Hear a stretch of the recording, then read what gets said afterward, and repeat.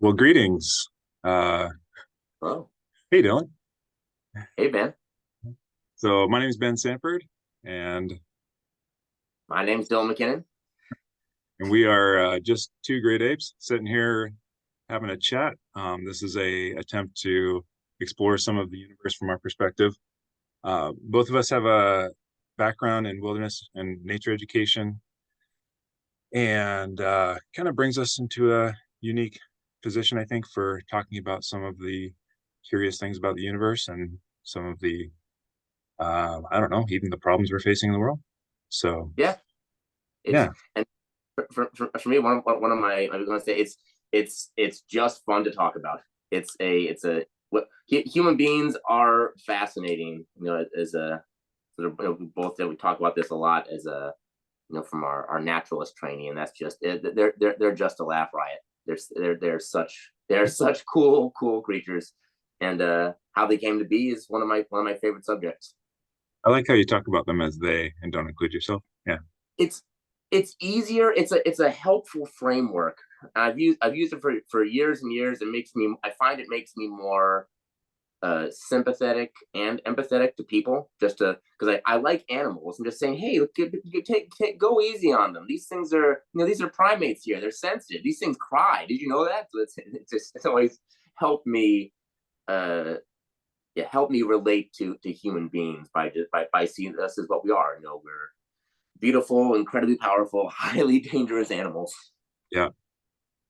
So and we're playing with these backgrounds kind of because part of our theme today is fire, Fire. and that's where we thought we'd start. So um, yeah, I'm excited to have Dylan here too because you guys that know Dylan probably know why I'm excited because he's an extraordinary human and has an extraordinary mind. Coming And coming I from think, an extraordinary being like you, that's a pretty strong compliment. Thank yeah, you. and together our unique blend, I think, can we'll see what happens. It's we think it's fun. We just wanted to share it. So Yeah. Wondered when powers activate. so prepare for some humor, some uh, hubris, and some hilarious exploration. Our goal, though, by the end of this little session, and if we do further sessions, is to come up with a well-formed hypothesis or question in some form. So we're not really trying to explore the universe and come up with answers. We're trying to come up with really good questions that maybe some of you intelligent folks would be willing or interested in pursuing. So that's kind of what that's our intent. We'll see what happens, but I can definitely say it's always been a dream of mine just be able to produce produce questions, produce a like here what's produce theses. Theses. It decent. sounds too much. Yeah. Theses rhymes too much with feces, so that can't be right. But it sounds right. It sounds like the Yeah. the uh, the Greek plural. So Yeah. anyway, Yeah. but yeah, I would be delighted if we do 100 of these and a single one, someone says, "Hey, I'd love to use this Yes. for my thesis." That will be my dream. I don't have the capacity, the training, or the writing ability to produce my own thesis, or even the facilities to test. But if someone else, please take these. These are songs for everyone to sing. So, Yeah. Very cool. And we'll probably get a chance to kind of introduce ourselves a little more as we go. But so how do you want to start? Where do you want to start? I Do we have a so question on it, or you just want to talk? I just introduce the question of what did the very first use of fire in humans look like? Because I find there's all sorts of uh, you know uh, paleoarchaeology, paleoanthropology studies on the first use of stone tools and how we process carcasses, and there are even fossil trackways. What did our gait pattern look like? But the question of the first fire is sort of like it's there's a lot of hand waving, like and then lightning, something. But what did it actually? I've never seen any. I've never even seen any experimental archaeology on it. Like, how do I've never done this. How do you go about catching fire after there's been after a brush fire has gone through it. What does that look like? And I think just walking through that, asking those questions, I'm sure we'll come up with some, just from, we've both worked in teaching friction fire. We've seen all the mistakes people make. We've seen all the successes they made. We've worked with a bunch of different techniques. And I think simply by just walking through that process, we'll come up with some really good questions on the subject. Nice. Yeah, so I guess, is that the usual assumption that it's lightning? That's so. That makes sense. So lightning's the most likely source of fire, simply because there's only so many volcanoes, and by the time a volcano has set something on fire, you're having a bad day. It's not a good time in the savannah. Yeah, you're probably not running towards it, exploring and experimenting. You're running away, afraid for your life. So no, I don't imagine any. So what we're talking about here, the period in human evolution when we probably started actively wielding fire would have been early Homo, so Homo erectus, maybe even Homo habilis. So their brains were smaller than ours. They were, Homo habilis was also, its body was smaller than ours, so it was more. They were fully bipedal, so their basic physics, the way they walked, the way their hands worked, were pretty much the same as us. Some minor differences, but you look at a much more ancient human like an Australopithecine, they were chimps. The brains were chimp sized. Their diets were very similar to chimps. So they were pretty much just, I shouldn't say just, but effectively they were bipedal chimps with some pretty simple tool technologies. But by the time we probably weren't actively using fire. Although who knows? That's another question. How long have we been using fire? There's like, hey, there's a brush fire. Let's do something with it. Yeah. Before we were able to create fire our own, or build a just simply building a fire, maintaining, feeding a fire. That's a skill. Yeah, it is. Yeah. So I guess that's probably where those two steps, or those three steps, finding the first fire. What does your day look like? As a what was that like? What would that, if you're trying to make a movie out of it? What would the cinematography, what would the scene look like? And when do we start keeping it as when do we domesticate fire? When do we start building little shelters for it, surrounding it by rocks, all these sorts of things. And of course, what was cooking like? Right. Do you suppose like our first experience, or their first experience with cooked meat, would be following, going in after a burn and finding scorched animals, right? And absolutely being like, oh, check this out. So we were already scavengers for a long time. Some of the earliest evidence of tool use in humans is cut marks on long bones, femurs, humeruses. It's humorous either way. Yeah. That's why it's called the funny bone. It's so bad. Well, so there's cut marks from single flake tool, just a spall off of a piece of chert or obsidian, and points where a tendon was removed, or flesh was cut off the bone, and also shattered bones, so long bones that have been broken with a hammerstone to get access to the marrow.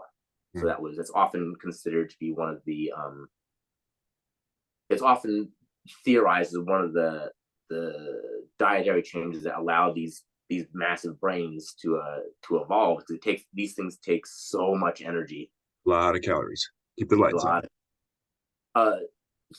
Great ape fact: human beings, pound for pound, consume more calories than any other great ape. Huh. And it makes sense. Yeah, they're well, no, I guess they're not, but there's a lot of eating vegetation out there. A lot of eating uncooked vegetation. So there's just so much more energy and sitting around time. Oh man, do they process cellulose? like other herbivores Not for as good as protein? other herbivores. Okay, So they don't. because they only have one stomach. They only have one stomach. I think we qualify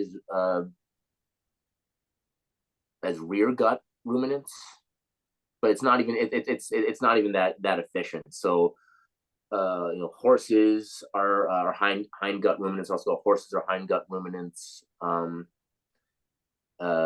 Rabbits, other creatures. Like there are efficient hind gut ruminants, but we are not the most efficient. We can't. Great apes can't subsist entirely on grass unless it's cooked. Once it's cooked, then we're capable of that. Yeah. That's more. And I wish we could digest cellulose. Like, oh, Yeah. it'd be amazing. Just Actually, I a did. protein source.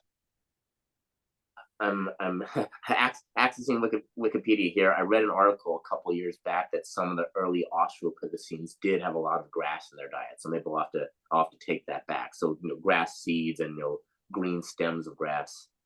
But regardless, we can't. We're not as capable grass eaters as other herbivores out there. So that was never. We were never going to get enough calories off of uncooked grass. So it's I think that I like about just the phenomenon of cooked food is that it works for it's always treated as like, oh, that's so we could cook meat to kill parasites, but the biggest part of the most important utility of cooking is actually for making plants edible. There are all manner of plants that are just a lot less edible and a lot less nutrient available unless they're cooked. So just think like yams. So it's an unpleasant thing. I think true yams might even be I might be thinking something. I think they're actually poisonous unless they're cooked. That's common for a lot of tubers. Potatoes, even wild potatoes, they're poisonous unless they're cooked. And just the pre-digestion. So this is all very peaceful, of course, but I've thought for a while that by using fire, that's our second and third stomach, third, fourth, fifth stomach. Gorillas just have to eat a huge amount, and they just have to sort of sit there and wait for digestion to happen. Have you ever seen like a photo or video of a gorilla that hasn't eaten in a day? I couldn't say how. They kind of deflate because they're so full of gas. Oh, okay. Fermenting matter that you often see it in zoos where they have the higher nutrient foods. Like you'll say, wow, that gorilla's got some abs. But like in the wild, it's just massive gut. They spend the entire day eating celery and thistles. Yeah, jeez. But there's a lot of gorilla gas going on out there. Yep. Nature documentaries they don't often play gorillas with the actual sound because they're just farting constantly. It's it's like horses. There's just a lot of flatulence around them. Yeah. Let's see. Circling back, the earliest use of fire probably would have been following flame, because anything that was any animal that got caught in the fire, if it was in circle fire, it would be killed, or at very least maimed and easier to catch. It's a safe assumption that we were probably doing some form of organized hunting, since both chimps and bonobos they perform organized hunting, so it seems reasonable. We know modern humans engage in organized hunting, so it's probable that our earliest ancestors did that. So it's funny. And probably go ahead. Oh, probably organized scavenging as well. Yeah, like hunter scavenging. You still there? Yep. Oh, sorry, I lost it. A little low battery alert here. Here, I'm gonna good old 1980s video editing. Pause. The next thing. So how have you been around grass fires or brush fires much? Not a lot. I've seen a couple, driving by, but It's so that I guess is part of what we're talking around is what were the logistics of interacting with that, because when there's, let's say you have waist high dry grass that's going to burn, um it's a hazard that can be a problem, and it's one of the hazards in Africa that you can't necessarily climb a tree to get away from. right. uh so that would have been the it's funny, it's often said that wild animals, the animals have a fear of fire, like a natural fear of fire. um I'm a little suspicious of that, because it doesn't seem to be a fear in at least my experience with domesticated animals. There'd be no reason to lose, like, domestic Yeah, cats are still afraid of snakes, for yeah. instance. Goats still have they still have a fear of water, things like that. So I've wondered for a while if it's not that animals are afraid of fire, but they're afraid of humans. So Hmm. it's like I'm not afraid of fire. I'm afraid of dragons. These things breathe fire. That's the problem. Right. Uh, so Interesting. Do you think, I mean, how would they not be afraid of fire?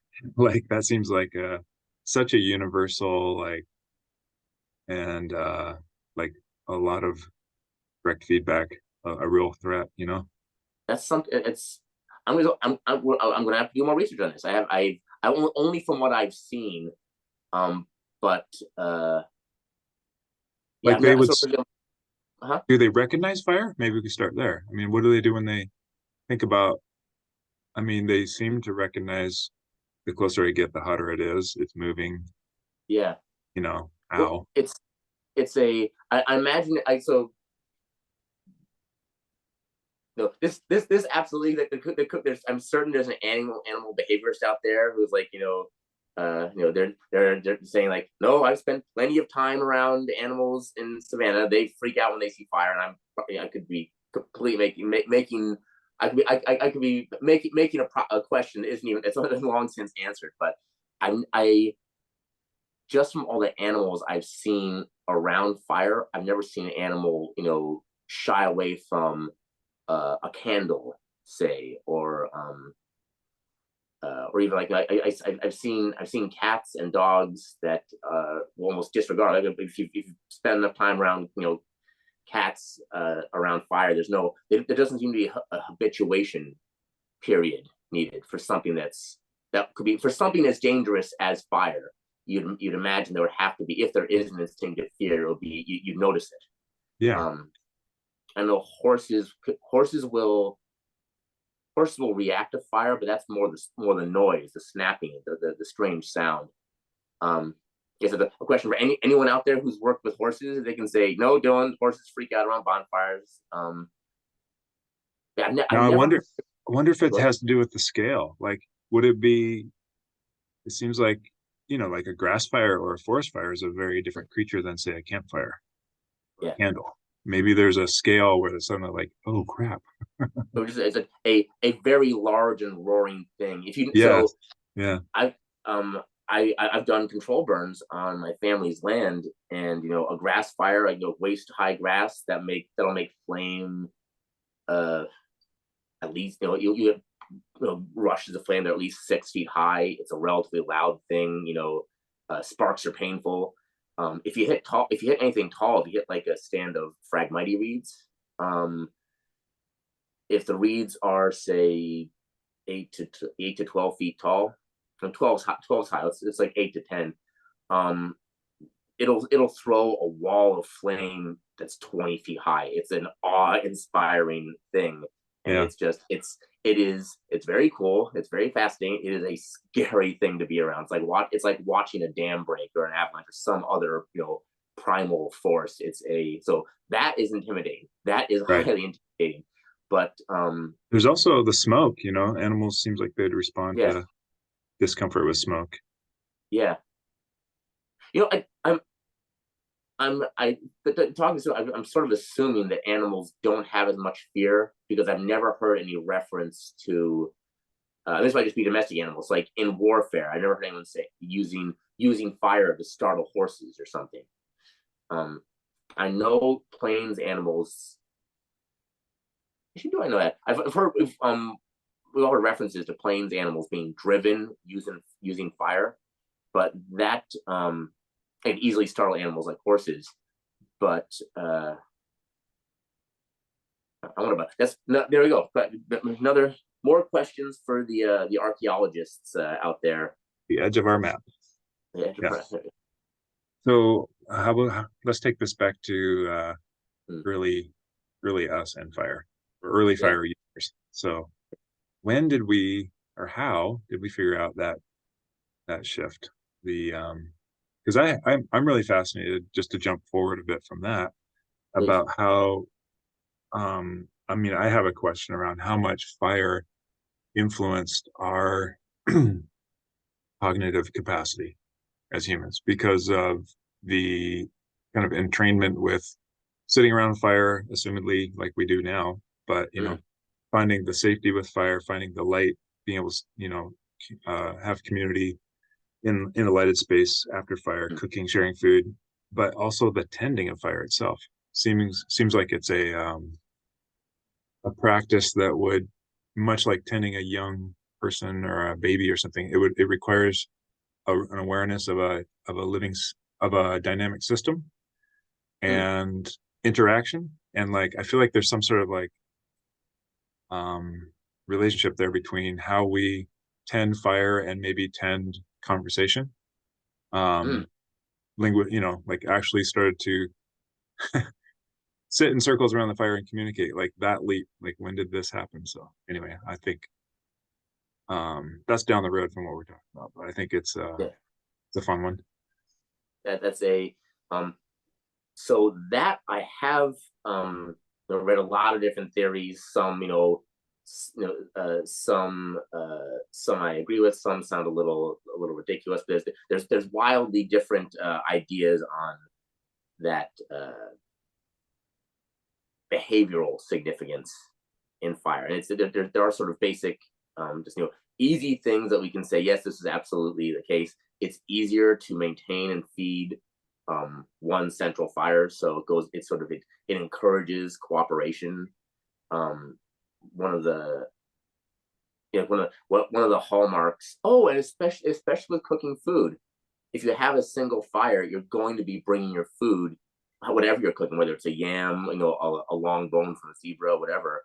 um that's going to be one of the things that happens, because that's an observation about humans. Out of all the great apes, uh, we engage in the most food sharing. So Mm, it's a very common characteristic. It's uncommon. Usually amongst the other great apes, it's not. Food sharing is it's done between mothers and infants. yeah. Uh, but Isn't there some, it's done between like allies, kind of like to build social connections a little bit?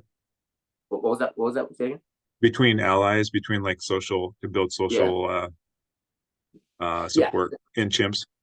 That's okay. Chimps. That's the example. Chimps do. Uh, chimps doing. You're right. They engage in food sharing with hunting. There's chimpanzees and bonobos. They both tend to the most common exchange, food is either between hunting allies or as in exchange for sex. That's the most. And that is actually why I was going to backtrack a little bit on that. The great ape that shares food the most, the non-human great ape, is bonobos. Whenever there's a sudden bonanza of food, it's just there's just a quick bout of hand jobs, then everyone splits up the sugar cane or whatever. So Yeah. but the moving right along, back to fire. The chimps had fire. I guess we are chimps that have fire. The that would also have encouraged us to the tending of fire, particularly when if you're figuring the logistics of tending a fire when you can't let it go out. Yeah. If it's like, Right. look, this is an amazing tool for as long as we have it, Yeah. but you have to tend it. Yeah. And So that making that connection of, well, it's like, you think the act of tending, like, how did we discover that, oh, we need to feed this thing, much like we feed ourselves? It has a metabolism. How did they make that connection? That seems like quite a leap. yeah, what it's like cognitive, the amount of planning and foresight it takes to keep a fire going. This is Yeah. something you have to always be thinking about. So either someone in the tribe was particularly good at this, the first the first pyrophile out there. I don't like the term pyromaniac. That's problematic for a variety of reasons. But the Lover. first pyrophilic ape. Yeah. Well, and that Hmm. that yeah, there's a natural fascination there and stuff. I wonder, so let's see. Hmm. Anyway. I'd really love to spend some time around chimps or bonobos and how they interact with the fire. You still there? Yep. Sorry, Running out of battery. yeah, running out of battery. So I'll try and wrap this up in 10 minutes before the thing kicks out on us. Uh, hmm. This is program. So I'm so happy. This is generating more questions than even I was expecting. So this is wonderful. This is fun. Yeah, Huh. that's the point. Yeah. So let's walk through the scenario because we haven't done that yet. It's let's say 2 million years ago. There's an early hominid, approximately our size, approximately our strength, smaller brain, but lived in social groups, probably generally similar to us. It's probable there was some form of pair bonding because these tiny apes are really hard to tend to. Let's say there's a group of let's say there's a dozen there's a dozen of us. We're walking the savannah. It's dry enough so that a lightning storm could start a fire. And lightning bolt, boom, there's fire. There's thunder in the distance, but it hasn't soaked the grass enough that it won't burn. All of a sudden, fire. This would be a problem. We would have seen this. We would know even if it hadn't happened in a few years, the older individuals would be familiar with it. And that's something you have to get out of the way of. Find a stream or find an area where there's not enough fuel. It's burned through. There's a few, maybe a few hundred, maybe a few thousand acres burned. The landscape has been fundamentally changed in a single day. Everything has been blackened. Sort of ironically, there's after the fire, there's less fuel everywhere. So we presumably have figured out, hey, this the first thing we would have done is we would have followed the fire looking for scavenging opportunities. The ability to find, like after there's been a grass fire, there's so much, you can see everything. It's so much easier to find anything that would have been hidden by the tall grass. So bones or carcasses that have just been, you would not have been able to see because there's waist high grass, they're visible. So that would have been the first thing we've done, is following the fire, looking for injured animals, looking for things to scavenge. There would have been patches where you have a stump or log that's burning. Someone would have figured out that probably the first thing when just a pile of brush that was burning, and someone said, I like the way this tastes better when it's been cooked. And somehow would just drag the carcass over, or just drag the bone. Like, hey, I've got this long bone. I'm gonna toss it in the fire and cook it. And that would have been the first use of it. It seems like a pretty easy step to make. Like, oh, there's not quite enough fire. Let's throw, if you already have the idea of using this as a basic tool, you just throw a little bit more wood on, or just stack the stuff together. Those would have been the first steps. Just finding a pile of. Huh? No, yeah, I agree. I think that's a significant step. For some reason, I'm trying to remove my own bias of how, of course, common sense, but Yeah. making that connection for a animal other than us Yeah. just seems like pretty significant. Like, I mean, they use tools, but that's like a pretty abstract Yeah. connection. Can you think They of an example of something similar in terms of that level of tool use and abstraction with chimps or something? Like I'm thinking of the moving the boxes around to climb up and get the banana, right? That yeah, kind of yeah. classic. It's like Um indirect tool use. yeah. In chimps, that's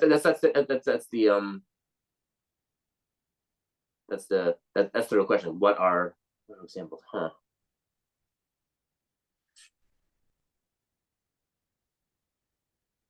So on the list of like just quick off the top of my head list of known tool use in wild chimps, um uh chimpanzees, female chimps make the most complicated hunting tools. They make spears. They'll carve sticks, sharpen it with their teeth, and use it for killing.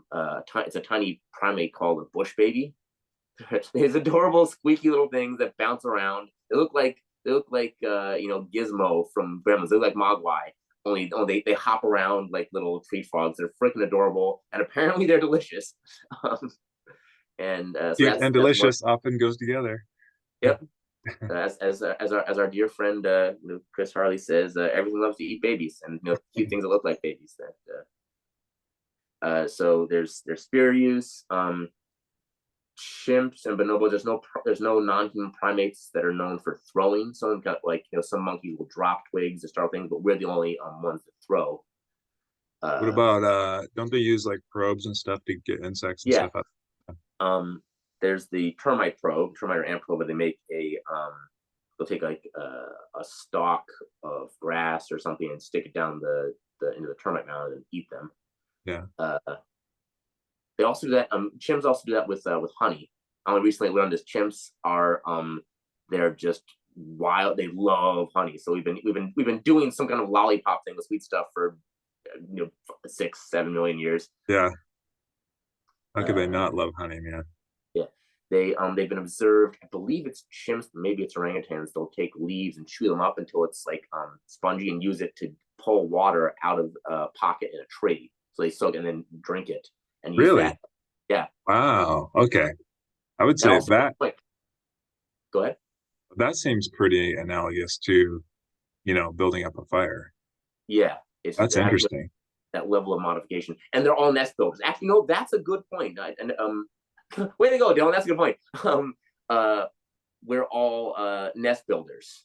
Yeah. So and the cool thing, chimps, bonobos, gorillas, they build a new nest every night. Wow. So the act of stacking together branches and leaves for a purpose was already there. There you So we go. already had an instinct. The only difference is like just make sure it's dry. Yeah. That'll be the only difference. And I'd be willing to bet that dry habitat chimps will almost certainly use dry materials for their Sure. nests. Yeah. That would already have been there. We Right. talk whenever we talk about fire structures, we compare them to houses. Shelters. Yeah. Yeah. It's a teepee structure. It's a log Yeah. cabin structure. Exactly. I prefer That's like a the very old relationship. That's cool. I prefer on the East Coast. I prefer the rounder structure. So I called him a mandan or mandan style. Yeah. Yeah. So that When I'm, would have been there. It yeah. would already have had that. Hmm. I I've think seen what? that seems pretty transferable. That's pretty good. I mean, that could even happen over time by accident. Like someone like, oh, it's warm here. Let's build a nest here. And then the Shit, my material dries out and bursts into flame in the middle of the night. They're laying on embers. oh god. Damn it to hell. Oh, and that's the thing. That's a good point. If you were building nests out of dry grass, you have no nesting material. Right. All of Yeah. a sudden, what the hell are you going to build your nest out of if there's no grass? Right. It's just gone. Huh. Man. They Maybe. certainly would have. They absolutely would have seen like, well, damn it, my nest just burnt. You know what? It's totally possible some of the first fires we cooked over were our burnt nests. Yeah. That's possible. Yeah. That reminds you of there's this Polish proverb, the house is on fire, let us warm our hands. Yeah. Yeah. Right. Right. I'm gonna have to incorporate that into my teaching more. Huh. That's cool. That's Yeah, cool. and So I think those that idea of those maybe the denser logs and stuff that were remaining after the fire that are still glowing or burning, and I suppose uh do chimps have color vision? yep, just as good Okay, as just so they would pick up glowing coals at night too. I mean, they would see yeah. that. So it might kind of be an attraction to Well, explore. that would also, it's funny if you think about the process of, there's been a fire, you want to find more. Nighttime is the best. Let's say you were hunting for fire, left for a fire. Yeah, Nighttime nighttime. would be the spot to find it. Exactly. Yeah. It's a weird phenomenon. The cool little this little thought I've had for a while about fire. It not only makes humans much more efficient digesters, it also makes us a behaviorally bioluminescent mammal. I And like it. so this is one, speaking to the future, speaking to the biologists, the anthropologists. I can feel, maybe it's just me, my assumption of judgment is like, well, that's not bioluminescence, Dylan. And like, well, I mean, there's very few animals are truly. It goes like, well, if you're gonna say we're not bioluminescent, like, well, yeah. Firefly squid, like, they don't make those proteins that glow. That's the bacteria. Right. Exactly. Or, It's an external source of radiation. Yeah. yeah, they're not doing it. It's like, well, like, hey, if we're gonna describe, I don't. It's sort of a problem that tool use in humans is treated as a fundamentally different and almost like an unnatural thing. But if there was an alien species that let's say whatever, as an alien species, they don't have oxygen in their plant, but they produce lightning, they produce electricity, and make little balls of electricity. You'd say, hey, it's bioluminescent, it makes electricity. Like, well, hey, it's doing it with its hands or its tentacles, whatever. And it's just doing that because it's smart. How is that? Where is the line? Where do we draw the line? So I think by my standards, I think it's perfectly fair to consider us bioluminescent. So I like it. I think that's cool. let's see. Yeah, So and yeah, that shapes our whole that shapes us a lot in terms of our circadian rhythms and yeah. another thing is that usually at nighttime for chimps, um, the sun goes down, and most often there's just not as much. They're not as active at night. They're generally a diurnal animal. Although there is nocturnal behavior in chimps, and it's freaking terrifying to me. But the idea of night chimps, this is a problem. Yeah. This is a very serious problem. But Especially as as a a whole, team, as a group. yeah. Yeah. Over and over.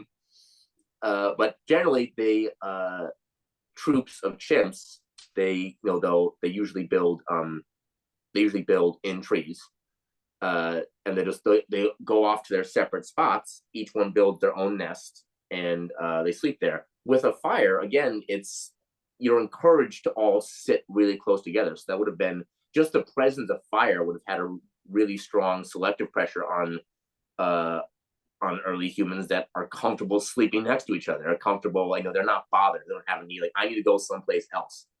Well, So and that, maybe not even bothered, but maybe as a asset like security, yeah, social, safety in yeah. numbers. That's it's interesting. It's there's behavioral pressures, aversion versus attraction. So it would have to be both. It's like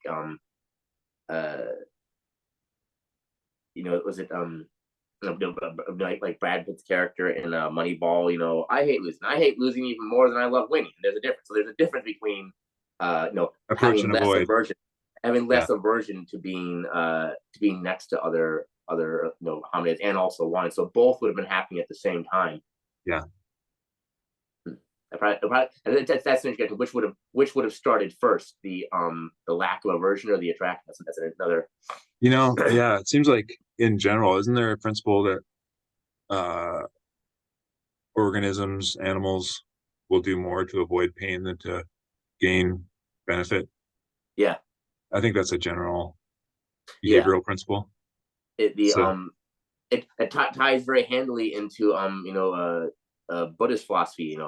Life is pain, and like, yeah, the majority of, like, stimulations that organisms get, like a lot of it is, basic aversion. The it feels enjoyable to run, but it's a lot better to feel that you're not falling, to not hit the ground. So there's all these um yeah, the like fear, very common emotion. There are plenty of animals. Every animal that can has some equivalent of fear. They don't have to feel really good, because, like, an animal that's scared, even an animal that's scared all the time, they'll still survive. They may not be happy, but yeah. um they're able to, their their Well, the genes are. genes forward. Yeah, Hmm. cool. Well, do you think Okay. before your battery runs out, do you think we can Yeah, we should want wrap. to try and formulate a question to leave Yeah. with? Uh, We good. came up with Okay. Yes. several. Yeah. Perfect. So, question. I think a way to test this would be to just experiment by scattering scattering long bones in a grassy field, and setting on fire, and just here's what you do with the grad students. Just have this is interesting. This isn't necessarily a testable hypothesis. Doing that, I'm certain, would generate testable hypotheses. Just having a basic experiment. So the other, actually, maybe the best way to look at this would be to study chimps and how chimps interact with wildfire. I've Yeah, never read any studies, yeah. so it's a thing to research. So if that hasn't already been done, that gets problematic fast. So how do you test that theory? You just, like, researchers just sit and wait for a lightning storm and hope no one's there waiting. Just like, I want to see what happens. I want don't like nope, don't do it, don't do it. That'll be a Yeah. and that would, for a fact, that study would attract some pyros. Just like firefighters, there's a lot more pyromaniacs or firefighters. So that would be an interesting study alone. The chimp behavior around wildfire. Yeah. You probably want to pick an environment that's, generally similar to environments where we see hominid fossils. So I believe the Gombe population, the one that Jane Goodall worked with, that's on the near Lake Tanganyika or something. Lake Rudolph. I forget which lake, but I know it has enough of a dry season, so fires would happen. But yeah, but I think that will be the first place to start to see what are the behaviors that do chimps interact with fire, and if so, what are the behaviors do they do? Are there any do they utilize any form of, do they go out of the way to select food that's been burnt? Is there any examples of chimps? Like, chimps are clever enough, and chimps love cooked meat. So it's definitely you would definitely that would give a lot of answers to what it probably looked like. Yeah. With early humans. And maybe then the other question would be maybe a way to test it would be to just have humans give a group of people, just again, your grad students, yeah, so we have people excuse me, have people interact with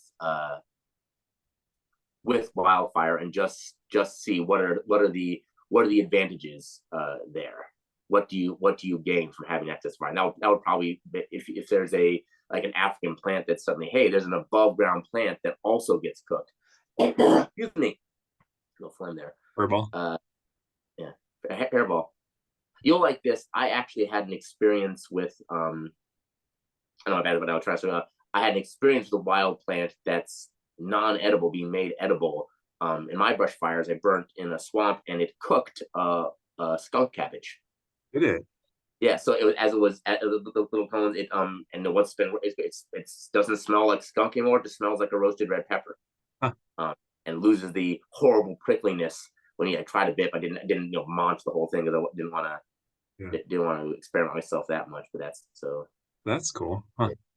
Even in a swampy area, that's interesting. Yeah. Yeah, it was grass in a swampy area, and that's a relatively common type of plant toxin that makes plant the calcium oxalate. Is that what it's called? Yeah, crystals. It just feels like swallowing a handful of needles. It's awful. It's very awful. But when it's cooked, it becomes very edible. So let's see. That wasn't hypothesis. That was just just saying what would be cool to experiment with. Yeah, I feel like that would be probably the best place to start. Even you just see what the Just see to what the gather data. some evidence and data. Yeah. Yeah. Yeah. Huh. I have put long bones through a grass fire once or twice, and it's kind of cool. It sort of it cooks it perfectly. Like if you have like a deer cannon or a femur, if you have waist high grass that's a year of growth, it's like it cooks it pretty. It's about as well cooked as you want. So it tends not to be overdone. So that's just an interesting. It's like a naturally timed. Yeah. Thing. Huh. I love that. I think, man, there's something you said earlier about the, oh, lost him. Well,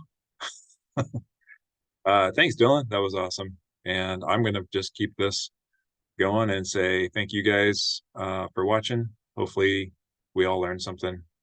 You might be coming back here. I'm not sure. Find him again. But I think he ran out of battery. We're going to make more of these. So, yeah, thanks for watching and talk to you next time.